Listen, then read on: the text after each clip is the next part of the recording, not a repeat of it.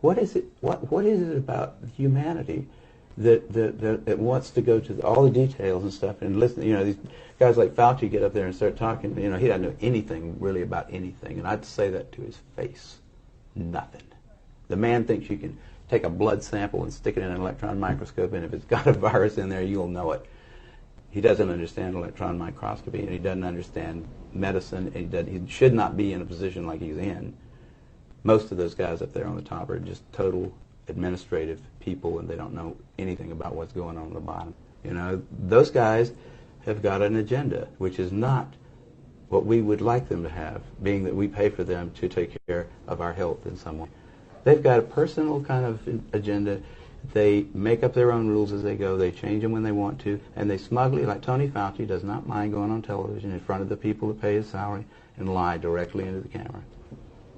You can't expect the sheep to really respect the best and the brightest. They don't know the difference, really.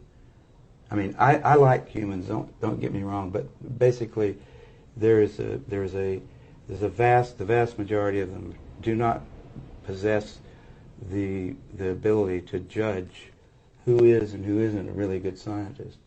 I mean, that's a problem. That's a main problem, actually, with science, I'd say, in this century, because science is being judged by people.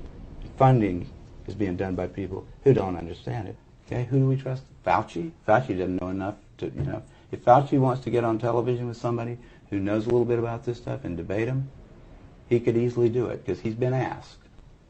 I mean, I've had a lot of people, president of the University of South Carolina asked Fauci if he'd come down there and debate me on the stage in front of the student body, because I wanted somebody who was from the other side to come down there and balance because I felt like, well, these guys can listen to me, but I need to have somebody else down here that's going to tell me the other side. But Fauci didn't want to do it. How do they misuse PCR to estimate all these supposed free viral RNAs that may or may not be there? I think misuse PCR is not quite. I don't think you can misuse PCR.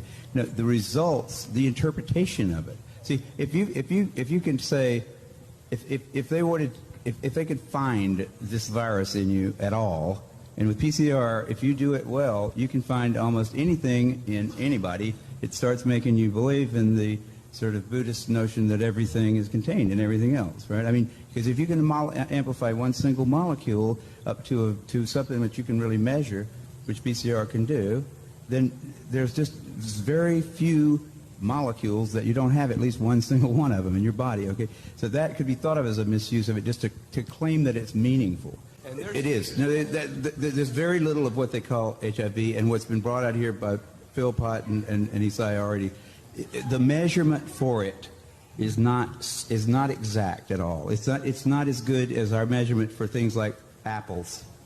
An apple is an apple.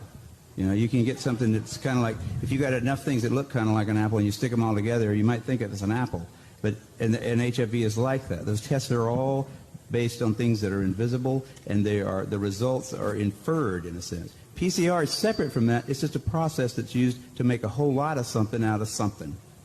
That's what it is. But it's not. It doesn't tell you that you're sick, and it doesn't tell you that the thing you